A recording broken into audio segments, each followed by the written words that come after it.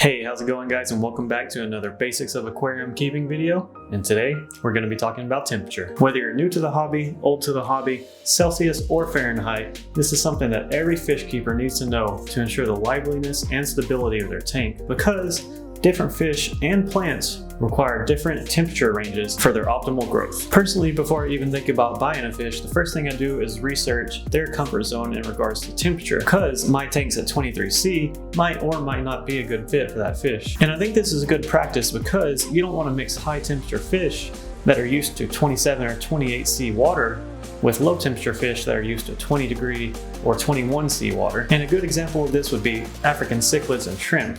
Not that anyone would mix African cichlids and shrimp because the shrimp would get eaten, but because of their temperature ranges and how big of a difference there is. Like the cichlids are going to be most comfortable at 28°C, while the shrimp are going to be most comfortable around 21 to 22°C, and that's a massive difference. Not to mention that the shrimp's lifespan is going to decrease the higher that you go in temperature. So that's why we like to pair breeds with similar comfort zones in our tanks. And if you do end up getting a high temperature fish, maybe start thinking about just making a high degree tank. Now, as for why I have my tanks at 23°C or 73.4 Fahrenheit, I have very plant focused tanks, and those plants like that temperature. So therefore I have to pick my fish with that in mind. So what do we use in aquariums to achieve our desired temperature? Well, it depends on where that aquarium is at and the ambient temperature around that aquarium, because the aquarium is going to want to be whatever the temperature around it is. If your house is cold, then your aquarium is going to be cold. If your house is hot, your aquarium is going to be hot. For instance, I keep my house at 21°C and my aquarium's at 23°C, so that means I have to use a heater. And most of them look something like this one. They're incredibly easy to use, and most people just suction cup them to the inside of their aquarium and leave them be. But I'm not a big fan of hardware showing my aquarium, so I have filters with inline heaters. And all that means is that the heater is located inside the filter.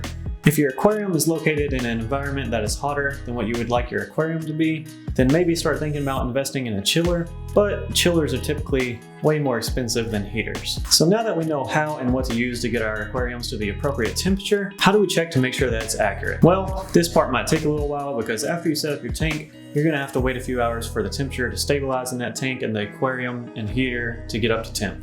But after it's stabilized, there's a few tools that we can use to verify that it's reached the appropriate temperature, such as hanging on the glass thermometers, liquid and glass thermometers, and my favorite ones to use are regular kitchen thermometers that you usually use to check the temperature of chicken with. And you can find these for really cheap at your local kitchen stores or Target, Walmart, whatever. But what I don't recommend using is a $2,500 temperature calibrator like this one. It's a little bit overkill, but don't worry, I only have this because of my job and not aquariums. And with that part out of the way, we've learned how to pick our livestock depending on their required temperature range. We've learned whether you're going to need a heater or a cooler, and we've learned how to verify your temperature.